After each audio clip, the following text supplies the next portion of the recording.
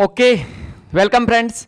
तो यहाँ पे जो आपका जो मॉडल पेपर का जो सॉल्यूशन चल रहा है उसी की हम नेक्स्ट सीरीज पे डिस्कस करते हैं। मॉडल पेपर फोर्थ पे डिस्कस करते हैं और मॉडल पेपर फोर्थ की ये पहली सीरीज है, ठीक है। इसका मतलब पार्ट फर्स्ट है।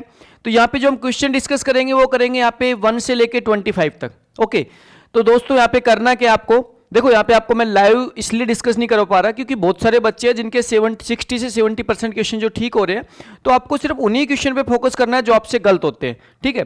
तो ये जो आपका वीडियो है ये आपको सिर्फ उसी क्वेश्चन पे फोकस करना है जो क्वेश्चन आपसे गलत होते हैं। ओके, तो यहाँ पे पहला क्वेश्चन देखो, ये कह रहा है प्योर अलोवा। देखो ये प्योर अलोवा जो आपकी टेक्निक्स होती है, तो देखो समझो प्योर अलोवा टेक्निक्स क्या होती है। देखो पहले के समय में यूज होने वाली एक टेक्निक्स है जिसमें क्या करते थे हम, जो हमारा शेयर्ड जो चैनल होता था, इसका मतलब होता था ट्रांसमिशन मीडिया, जो शेयर्ड चैनल होता था उसके अंदर डेटा को ट्रांसमिट करते थे।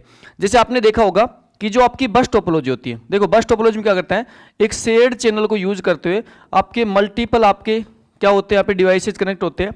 अब देखो ये सभी डिवाइस, देखो यहाँ पे समझो ये सारे के सारे डिवाइस इस शेयर्ड चैनल में, देखो सारे के सारे डिवाइस इस शेयर्ड चैनल के थ्रू डेटा को ट्रांसमिट करते हैं, ठीक है। अब यहाँ पे इस शेयर्ड चैनल में जब डेटा को ट्रांसमिट करते हैं तो इसकी डिफरेंट टेक्निक्स होती है, जैसे प्योर अलोवा होगी, स्लोटेड अलोवा होगी, CSMA होगी, CSMA CD होगी। तो ये टेक्निक्स है इसमें डेटा को ट्रांसमिट करने की। तो सबसे पहले जो टेक्निक्स आई थी वो आपकी प्योर अलोवा थी, जिसमें मैक्सिमम चैनल यूटिलाइजेशन जो होता है वो आपका होता है मात्र 18%। तो आपको ध्यान रखना है कि जो प्योर अलोवा होती है उसमें सिर्फ 18%, रियल में देखी जाए तो इसका एक्चुअल जो इसकी वैल्यू आती है वो आती है 18.4। तो रियल इसकी एक्चुअल वैल्यू आती है 18.4%। तो आपको ध्यान रखना है, इस पे डायरेक्टली क्वेश्चन पूछा जाता है कि प्योर अलोवा में मैक्सिमम चैनल यूटिलाइजेशन कितना होता है, तो आपका 18% होता है, क्योंकि यहाँ पे रियल में आपका आंसर 18.4 है, लेकिन 18% दे रखा है वो भी आपका राइट आंसर है, ठीक है। नेक्स्ट क्वेश्चन देखो यहाँ पे, देखो ये कह रहा है, देखो यहाँ पे क्वेश्चन कह रहा है which type of media transmit information through the air. ये कह रहा है कि आपका ऐसा कौन सा मीडिया है जो एयर के थ्रू डेटा को ट्रांसमिट करता है, तो आपका कौन सा है, वायरलेस कम्युनिकेशन। तो आप डायरेक्टली आंसर आ जाएगा, वायरलेस कम्युनिकेशन क्या होता है भाई, एयर के थ्रू डेटा ट्रांसमिट करते हो, जैसे ब्लूटूथ के थ्रू, वाईफाई के थ्रू आप डेटा ट्रांसमिट करते हो, ये आप सारा सारा क्या है, वायरलेस आपका, ठीक है। तो यहाँ पे आ जाएगा आपका वायरलेस कम्युनिकेशन। नेक्स्ट देखो यहाँ पे, देखो the maximum number of super key for the relation schema are. अच्छा देखो यहाँ पे आपको रिलेशन स्कीमा आर दे रखा है जिसके अंदर आपको एट्रीब्यूट दे रखे हैं, कौन कौन से, ई एट्रीब्यूट है, एफ एट्रीब्यूट है, जी एट्रीब्यूट है और आर एट्रीब्यूट है। देखो ये आपको एट्रीब्यूट दे रखा है और ये कह रहा है कैंडिडेट की। देखो यहाँ पे आपको कैंडिडेट की गिवन है, यहाँ पे ध्यान रखना आपको कैंडिडेट की गिवन है। तो देखो ये कह रहा है आपकी कैंडिडेट की क्या है, ई कैंडिडेट की है। अब आपसे सुपर की पूछ रहा है भाई मैक्सिमम सुपर की कितनी होंगी। तो देखो समझो, देखो सुपर की क्या होती है, देखो यहाँ पे समझो कि आपका सुपर की का क्या होता है, सुपर की का मतलब होता है भी आपको कैंडिडेट की के साथ बाकी सभी एट्रीब्यूट को अटैच करना है, वो सारी की सारी क्या बन जाएगी, सुपर की बन जाएगी। तो अगर मैं यहाँ पे बात करूँ तो देखो आपकी ई खुद एक क्या बन जाएगी, सुपर की बन जाएगी, ठीक है। उसके बाद क्या, ई के साथ मैंने क्या अटैच कर दिया, एफ को अटैच कर दिया, ई के साथ मैंने किसको अटैच कर दिया, जी को अटैच कर दिया, ई के साथ मैंने किसको अटैच कर दिया, आर को अटैच कर दिया, फिर ई के साथ मैंने किसको अटैच कर दिया, एफ जी को, फिर ई के साथ किसको अटैच कर दिया, एफ आर को, फिर ई के साथ किसको अटैच कर दिया, जी आर को, फिर ई के साथ किसको अटैच कर दिया, ई के साथ कर दिया, ई एफ जी और आर। अब गिनो देखो 1 2 3 4 5 6 7 और 8, तो टोटल नंबर ऑफ सुपर कितनी बन गई आपकी, 8 आपकी सुपर की बन गई। अच्छा ये तो आपका जर्नल, देखो नॉर्मल कंसेप्ट हो गया कि आप सुपर की कैसे निकाल रहे हो, लेकिन जब संख्या ज्यादा होती है तो आपको कंफ्यूजन होता है। तो देखो आपको कंसेप्ट क्या है आपका, एक दूसरा फॉर्मूला का, अगर फॉर्मूलास निकालना चाहूं तो देखो जो आपको कैंडिडेट की दे रखी है उसको छोड़ के जो एट्रीब्यूट है उन सभी एट्रीब्यूट को 2 की पावर में लगा दो, उन सभी एट्रीब्यूट को 2 की पावर में लगा दो, वो आपकी डायरेक्टली क्या आ जाएगी, सुपर की आ जाएगी, वो डायरेक्टली आ जाएगी आपकी सुपर की। तो बहुत इजी सा कंसेप्ट होता है कि जो कैंडिडेट की है उस कैंडिडेट को छोड़ के जितने एट्रीब्यूट बचते हैं उन सभी एट्रीब्यूट को 2 की पावर में लगा दो, वो उसकी क्या बन जाएगी, सुपर की बन जाएगी, ठीक है। और नॉर्मल अगर प्रोसेस से लेना चाहे तो प्रोसेस का मतलब क्या होता है भाई, सुपर की अगर बात करूं तो सुपर की क्या होती है आपकी, सुपर की में आप कोई भी आप एट्रीब्यूट लेना आपको और टेबल के रिकॉर्ड को यूनिकली आइडेंटिफाई करना है, लेकिन हमें पता है कि सुपर की में मिनिमम एक कैंडिडेट की होनी चाहिए तभी वो क्या बनती है, सुपर की बनती है, ठीक है। तो ये कंसेप्ट हमें पता है। तो यहाँ पे आपका क्या होगा, मिनिमम एक कैंडिडेट के लेके मैंने सुपर की बनाई है, ठीक है। तो राइट आंसर क्या हो जाएगा, 8 is the right answer. Okay, तो इसका राइट आंसर क्या हो जाएगा, 8 is the right answer. Next question देखो, देखो RARP यूज टू फाइंड। देखो ध्यान रखो, मैं आपके 2 टाइप के प्रोटोकॉल होता है, एक तो होता है आपका ARP, एक तो होता है आपका ARP एड्रेस रिजोल्यूशन प्रोटोकॉल, ठीक है, और दूसरा होता है RARP reverse address resolution protocol. अब देखो एक काम क्या करते हैं, देखो एक प्रोटोकॉल होता है जो क्या काम करता है, देखो एक प्रोटोकॉल तो आईपी एड्रेस को मैक एड्रेस में कन्वर्ट करता है, ठीक है। इसका मतलब है कि आईपी एड्रेस के बेस पे, देखो आईपी एड्रेस से क्या निकालता है आपके, सॉरी ऐसे लिखता हूं इसको, देखो प्रोटोकॉल नहीं लिखते यहाँ पे, देखो यहाँ पे ऐसे लिखते हैं आईपी एड्रेस मैक एड्रेस लिखते हैं, वो इजीली समझ में आएगा। तो देखो यहाँ पे मैं लिख रहा हूँ आपका आईपी एड्रेस, यहाँ पे लिख रहा हूँ मैं आईपी एड्रेस, ओके, और साथ में यहाँ पे मैं लिख रहा हूँ आपका मैक एड्रेस, क्या लिख रहा हूँ, मैक एड्रेस। अब समझो, देखो एक आपका आईपी एड्रेस और दूसरा क्या लिख रहा हूँ आपका मैक एड्रेस। अब देखो आईपी एड्रेस को मैक एड्रेस में कन्वर्ट कौन करता है, एआरपी, कौन करता है, एआरपी। अच्छा, मैक एड्रेस को आईपी एड्रेस में कन्वर्ट कौन करता है, आरएआरपी, आरएआरपी।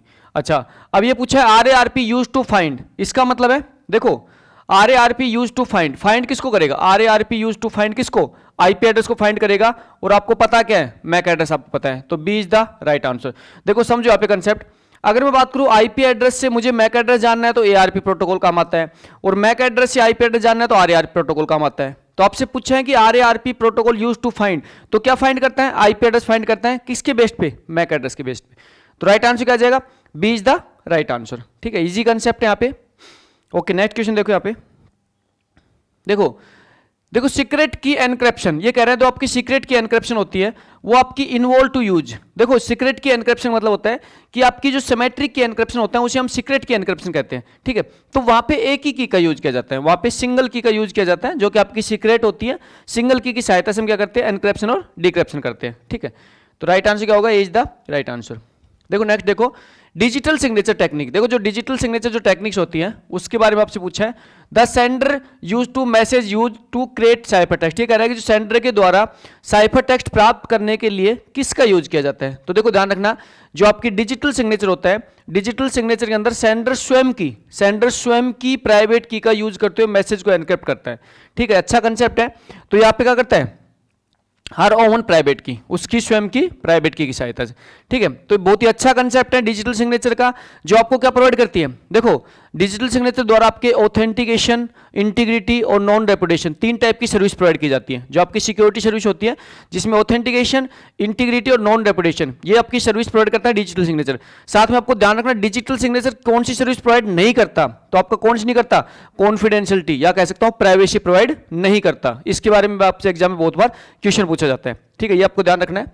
अच्छा नेक्स्ट देखो यहाँ पे, देखो in which routing method do all the route have the common database, ये कह रहा है कि इसमें से कौन सी राउटिंग मेथड है जिसमें सभी डेटाबेस के पास, मतलब जो राउटर होते हैं उन सभी राउटर के पास कॉमन डेटाबेस होता है।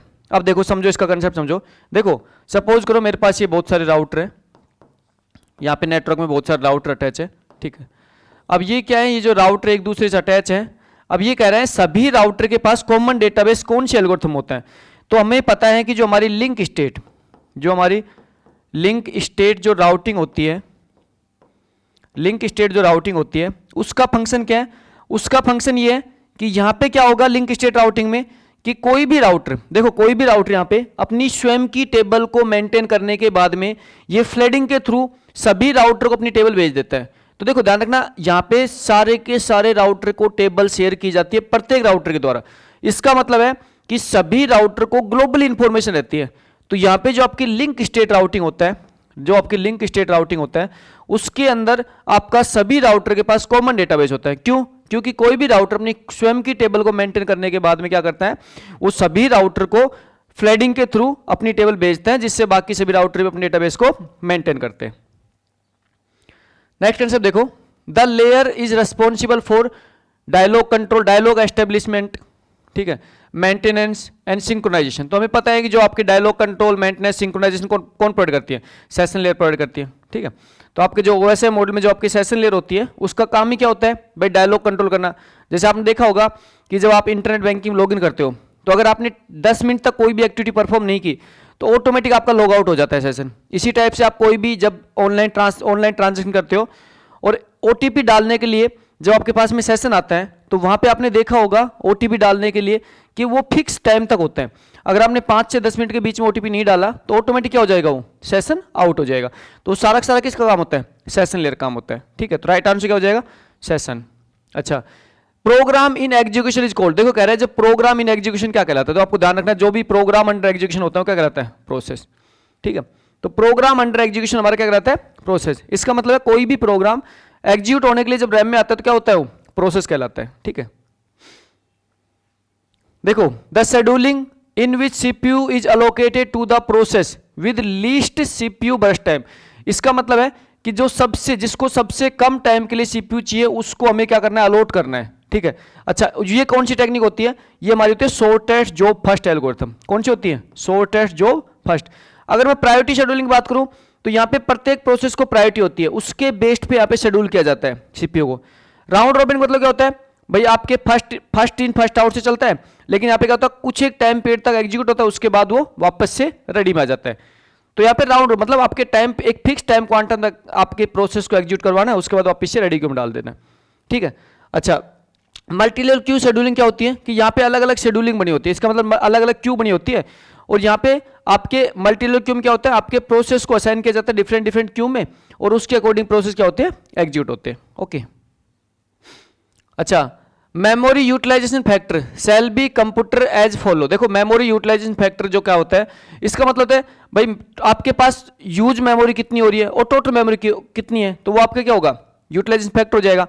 तो मेमोरी इन यूज और टोटल मेमोरी कनेक्टेड आपका क्या हो जाएगा? मेमोरी यूटिलाइजेशन फैक्टर हो जाएगा। तो B is the right answer. देखो नेक्स्ट कंसेप्ट देखो यहाँ पे, ये कह रहा है encryption decryption provide a network with. देखो ये आपका जो एनक्रिप्शन और डिक्रिप्शन है ये क्या प्रोवाइड करता है? देखो समझो एनक्रिप्शन डिक्रिप्शन में एक्चुअली करते क्या है। सपोज करो कोई भी यहाँ पे एक कंप्यूटर है, ठीक है, उसके द्वारा एक मैसेज दिया गया है, यहाँ पे कोई भी मैसेज दिया गया है। अब हमने क्या किया, इस जैसे मैसेज का यहाँ पे मैसेज दिया गया हेलो, ठीक है, अब हमने क्या किया? इसको एनक्रिप्ट किया, और एनक्रिप्ट करने के बाद हमने एक साइफर टेक्स्ट प्राप्त किया, और साइफर टेक्स्ट क्या प्राप्त किया? @हैज, उसके बाद प्राप्त किया 1 1, और यहाँ पे प्राप्त कर दिया 5। अब देखो ये जो साइफर टेक्स्ट प्राप्त किया है, ये साइफर टेक्स्ट आपका क्या है? देखो साइफर टेक्स्ट आपका क्या है कि अगर कोई थर्ड पर्सन इसको रीड भी कर लेगा तो उसके लिए क्या होगी? गार्बेज वैल्यू होगी। इसका मतलब है कि आपने देखा होगा कि आपका जो व्हाट्सएप पे जो एनक्रिप्शन और डिक्रिप्शन किया जाता है, तो आपके व्हाट्सएप पे एनक्रिप्शन डिक्रिप्शन क्यों किया जाता है? क्योंकि व्हाट्सएप के द्वारा जब कोई भी आप मैसेज करते हो तो उस मैसेज को आपके मोबाइल में ही उसकी फॉर्मेटिंग चेंज की जाती है, मतलब उसका जो आपका नॉर्मल जो मैसेज है उसको साइफर टेक्स्ट में कन्वर्ट किया जाता है। इससे बेनिफिट क्या होगा? इससे बेनिफिट ये होगा कि आपकी प्राइवेसी बनी रहेगी। तो व्हाट्सएप आप कहता है ना भाई हम आपके डेटा की प्राइवेसी प्रोवाइड करते हैं, तो वो क्या करता है? एनक्रिप्शन डिक्रिप्शन करता है, और उससे प्रोवाइड क्या होती है? आपकी प्राइवेसी प्रोवाइड होती है कि अगर थर्ड पर्सन के द्वारा आपका डेटा को देख भी लिया जाएगा तो उसको वो समझ में नहीं आएगा। जैसे आपने देखा होगा जब व्हाट्सएप पे वीडियो कॉल करते हो तो वहां पे भी आप क्या होता है? एंड टू एंड एनक्रिप्शन आता है, तो उससे क्या है? आपका कॉल सिक्योर है।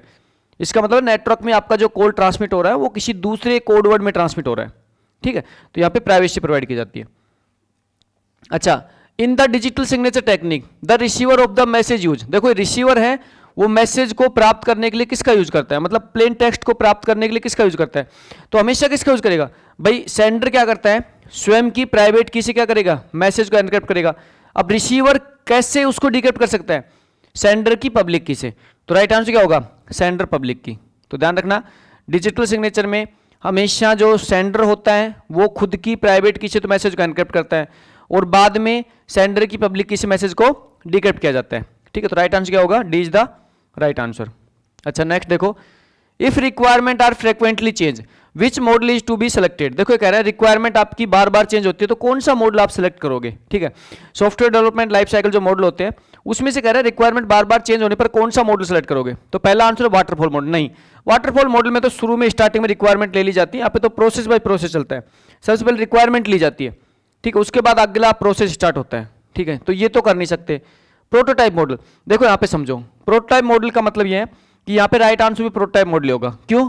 क्योंकि यहाँ पे यूजर क्या करता है, अगर यूजर को यहाँ पे एक प्रोटोटाइप बना के दिखाया जाता है, इसका मतलब सिस्टम का डमी दिखाया जाता है बना के, अगर यूजर उससे सेटिस्फाइड नहीं होता है, अपनी रिक्वायरमेंट चेंज कर लेता है, तो उसके अकॉर्डिंग दूसरा डमी बनाया जाता है, फिर भी वो सेटिस्फाई नहीं होता है, फिर उसके बाद तीसरा डमी बनाया जाता है। तो इसका मतलब है कि अगर रिक्वायरमेंट यूजर की रिक्वायरमेंट बार बार चेंज हो रही है तो कौन सा बेस्ट है? Prototype is the best. क्यों?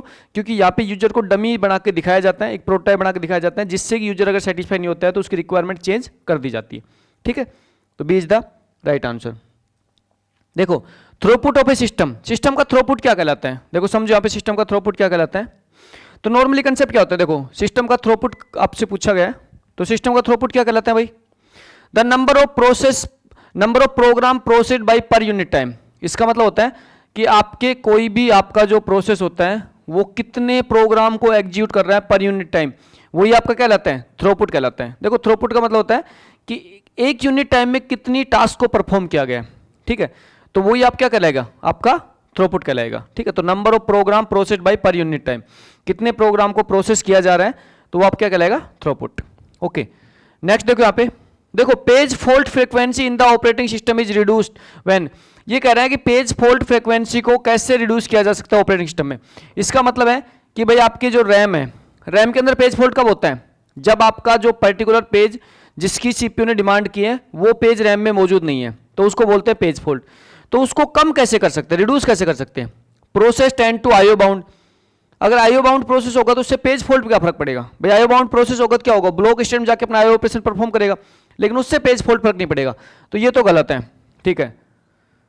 Size of the page is reduce, उससे क्या फर्क पड़ेगा, पेज की साइज रिड्यूस कर दो उससे क्या फर्क पड़ेगा, उससे कोई फर्क नहीं पड़ने वाला, ठीक है। क्यों, क्योंकि आपकी जो पेज की साइज होती है हमेशा किसकी इक्वल होती है, फ्रेम की साइज की इक्वल होती है, ठीक है। अच्छा, process tend to CPU bound, process CPU bound होना चाहिए, भाई सीपीयू बाउंड होगा तो क्या होगा, भाई वो सीपीयू के पास ज्यादा टाइम एग्जीक्यूट करेगा, सीपीयू बाउंड होगा तो इससे तो कोई देखो इनसे तो कोई मतलब ये मतलब निकल नहीं रहा, ठीक है। Locality of reference is applicable to the process में, ये देखो ये ऑप्शन सही है, इसका मतलब है कि अगर लोकलिटी ऑफ रेफरेंस को यूज करोगे, लोकलिटी ऑफ रेफरेंस क्या कहती है, लोकलिटी ऑफ रेफरेंस ये कहती है आपकी दो टाइप की होती है, एक तो स्पेशली, एक आपको स्पेशली, एक आपको टेम्परेरी। अच्छा, ये कहती है कि यहां पे आप जब किसी पेज को एक्सेस कर रहे हो, देखो यहां पे सपोज को आपने पेज P2 को एक्सेस किया, तो ये कहते हैं पेज P1 और पेज P3 को भी एक्सेस कर लो साथ में, ठीक है। अब देखो आपने किसी एक पेज को एक्सेस किया है, उसके साथ में उसके पास के पेज को भी आप एक्सेस पहले कर पा रहे हो, तो इसका मतलब है इससे पेज फॉल्ट आपका कम होगा, ठीक है। तो लोकलिटी ऑफ रेफरेंस आपका पेज फॉल्ट को कम करती है, ठीक है। अच्छा, ध्यान रखना लोकलिटी ऑफ रेफरेंस आपके कैश मेमोरी का बहुत अच्छा कंसेप्ट है, कैश मेमोरी के लिए भी इस कंसेप्ट को यूज किया जाता है, कैश मेमोरी का बहुत अच्छा कंसेप्ट है। तो यहाँ भी आपको जो आपका कंप्यूटर ऑर्गेनाइजेशन पार्ट है कैश मेमोरी, उसके अंदर भी ये पार्ट आता है आपके लोकलिटी ऑफ रेफरेंस, इसके ऊपर डायरेक्टली आप क्वेश्चन पूछा जाता है कि स्पेशल में क्या होता है, टेम्परेरी में क्या होता है, ठीक है। तो ये आपका अच्छा कंसेप्ट है। अच्छा, synchronise critical resource to prevent deadlock, ये कह रहे हैं कि जब हम डेडलॉक को प्रिवेंट कैसे कर सकते हैं, सिंक्रोनाइज क्रिटिकल रिसोर्स। अच्छा, P operator, V operator, semaphore और स्वैपिंग। तो देखो यहाँ पे राइट आंसर होगा इसका सीमाफोर, क्या होगा, सीमाफोर। इसका मतलब है कि सीमाफोर की सहायता, देखो सीमाफोर क्या करता है आपके प्रोसेस को सिंक्रोनाइज कर देता है, ठीक है, जिससे क्या होगा आपकी डेडलॉक की सिचुएशन नहीं बनेगी। क्यों, क्योंकि सीमाफोर, अगर मैं बाइनरी सीमाफोर की बात करूं तो यहाँ पे एक ही प्रोसेस को आपके क्रिटिकल सेशन में अलाउ करता है, कौन, बाइनरी सीमाफोर। तो यहाँ पे क्या होगा कि आपके जो डेडलॉक की जो सिचुएशन बनती है उसको अवॉइड कर देता है, डेडलॉक की सिचुएशन नहीं बनने देता सीमाफोर। तो आपका राइट आंसर क्या होगा, सीमाफोर। देखो a system with multiple CPU is called, कोई सिस्टम है जिसमें मल्टीपल सीपीयू, तो क्या कहलाएगा भाई, यहाँ पे क्या कहलाएगा, टाइम शेयरिंग सिस्टम नहीं, डेस्कटॉप सिस्टम नहीं, क्लाइंट सर्वर सिस्टम नहीं, पैरेलल सिस्टम, क्या कहलाएगा आपके, पैरेलल सिस्टम। मल्टीपल सीपीयू किसका मतलब पैरेलल सिस्टम है, भाई पैरेलली वहाँ पे एक से ज्यादा काम आपके परफॉर्म हो रहे हैं। जैसे मल्टीपल सीपीयू का यूज क्या होता है, भाई एक से ज्यादा काम को आप पैरेलल परफॉर्म कर रहे हो, तो क्या कहलाएगा, पैरेलल सिस्टम कहलाएगा। नेक्स्ट देखो यहाँ पे, देखो if user participation is available which model is to be chosen, देखो कह रहा है यूजर का पार्टिसिपेशन अवेलेबल होता है तो कौन सा मॉडल को चूज करना चाहिए, ठीक है। अब देखो वाटरफॉल मॉडल नहीं, बिल्कुल नहीं, वाटरफॉल मॉडल में तो यूजर पार्टिसिपेशन होता ही नहीं है, यूजर को तब पता लगता है जो उसका प्रोडक्ट है वो बन चुका होता है। अच्छा, इटरेटिव एनहेंसमेंट मॉडल इसका अगला रूप है, ठीक है, तो इसका भी यूज नहीं करते। स्पाइरल मॉडल स्पेशली किसके लिए काम आता है, आपके रिस्क के लिए काम आता है, रिस्क एनालिसिस में, यहाँ पे इसके बड़े प्रोजेक्ट को लिए यहाँ पे स्पाइरल मॉडल का यूज किया जाता है, आपके जो बड़े प्रोजेक्ट होते हैं उसके लिए इसका यूज किया जाता है। और साथ में इसका सबसे इंपॉर्टेंट टास्क होता है रिस्क को मैनेजमेंट करना, इसका मतलब रिस्क एनालिसिस के लिए यहाँ पे स्पेशल फेज बना होता है। रेड मॉडल मतलब रैपिड एप्लीकेशन डेवलपमेंट, ये इसका राइट आंसर होगा। देखो समझो कि आपका जो रैपिड एप्लीकेशन डेवलपमेंट है इसकी फुल फॉर्म पूछी जाती है आपसे, देखो इसकी फुल फॉर्म भी आपसे बहुत बार पूछ जाती है, रैपिड एप्लीकेशन डेवलपमेंट। तो देखो रैपिड एप्लीकेशन डेवलपमेंट आपका जो रेड मॉडल होता है वो क्या करता है कि यहां पे आपके यूजर के लिए सबसे फास्ट यूजर के लिए सबसे फास्ट तो उसका जो भी उसको डेवलप करवाना है वो डेवलप करके देता है, और साथ में क्या करता है, पार्ट में डेवलप करता है। इसका मतलब है कि यहाँ पे यूजर का इन्वॉल्वमेंट सबसे ज्यादा होता है। क्यों? क्योंकि यूजर के इन्वॉल्वमेंट के अकॉर्डिंग उसका जो सिस्टम उसको पार्ट में डेवलप करके देते हैं आपके, ठीक है। तो यूजर को एक साथ पूरा सिस्टम डेवलप नहीं करके देता, पार्ट में डेवलप करके देता है, जबकि बहुत फास्ट एक्सेस कर देता है। इसका जो फर्स्ट जो आपका फेज रिलीज हो जाता है वो 60 से 90 डेज में, 60 से 90 डेज में इसका फर्स्ट जो फेज है वो रिलीज कर दिया जाता है, ठीक है। तो यहाँ पे आपका D is the right answer. Next देखो approach to software testing is to design test case. देखो टेस्ट केस को डिजाइन क्यों किया जाता है, समझो यहाँ पे। देखो टेस्ट केस को डिजाइन करने से बेनिफिट क्या मिलेगा? ब्रेक द सॉफ्टवेयर, नहीं ऐसा कुछ नहीं होता, गलत बात है। अंडरस्टैंड द सॉफ्टवेयर, नहीं ऐसा कुछ नहीं होता। Analyse the design of the sub process, इससे क्या होगा? अच्छा, एनालाइज द आउटपुट, बिल्कुल सही बात है, analyse the output of the software. तो देखो भाई आप टेस्ट केस डिजाइन क्यों करते हो? भाई किसी पर्टिकुलर सॉफ्टवेयर को डेवलप करने के बाद उसको टेस्ट क्यों करते हो? उसको टेस्ट इसलिए करते हैं कि वो हमारे अकॉर्डिंग बना है या नहीं बना। इसका मतलब है कि वो डिजायर्ड आउटपुट को प्राप्त कर पा रहा है या नहीं कर पा रहा। तो यहां पे हमारा क्या है? Analyse the output of the software, software के आउटपुट को एनालाइज करते हैं, ठीक है। तो D is the right answer. देखो which one is the most important feature of the spiral model, ये कह रहे हैं कि इनमें से कौन सा सबसे इंपॉर्टेंट फीचर है स्पाइरल मॉडल का, ठीक है। अच्छा, स्पाइरल मॉडल का सबसे इंपॉर्टेंट फीचर कौन सा है? तो आपको ध्यान रखना है जो स्पाइरल मॉडल होता है उसके, देखो यहाँ पे स्पाइरल मॉडल के अंदर आपका सबसे इंपॉर्टेंट फीचर क्या होता है? Risk management. अलग से आपकी पूरा फेज इंक्लूड किया जाता है रिस्क मैनेजमेंट को। देखो समझो स्पाइरल मॉडल के बारे में। स्पाइरल मॉडल आपके बड़े बजट के जो प्रोजेक्ट होते हैं और जहां पे रिस्क की संभावना सबसे ज्यादा होती है, इसका मतलब है कि वहां पे रिस्क हम बिल्कुल भी, मतलब रिस्क का मैनेजमेंट हमें प्रॉपर करना है। जैसे आपके DRDO हो गया, इसरो हो गया, जो मिसाइल सिस्टम वगैरह होते हैं, वहां पे आपके क्या होते हैं? वहां पे वो ऐसे प्रोजेक्ट होते हैं जो कि बहुत बड़े, उसका बजट भी ज्यादा होता है और साथ में वहां पे रिस्क को हम मतलब पूरे यहाँ पे जो भी आपके रिस्क के टाइप है सबको आइडेंटिफाई करना मेरे लिए कंपलसरी होता है।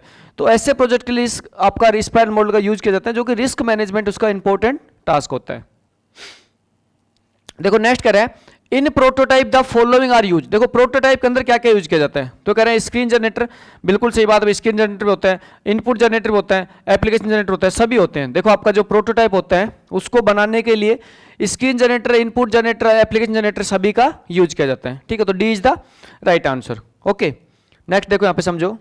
देखो नेक्स्ट कह रहा है देखो नेक्स्ट यहाँ पे कह रहा है big picture diagram of a system is. देखो कह रहा है जो आपके सिस्टम है उसका बिग पिक्चर डायग्राम क्या कहलाता है? तो देखो ध्यान रखना है, किसी भी सिस्टम का जो बिग पिक्चर डायग्राम बनता है वो कह रहा है लॉजिकल डिजाइन नहीं, लॉजिकल डिजाइन नहीं होता है, ब्लॉक डायग्राम नहीं, सिस्टम फ्लो चार्ट। देखो जो सिस्टम फ्लो चार्ट है वो आपके किसी भी जो सिस्टम होता है उसका बिग पिक्चर बनाता है, ठीक है।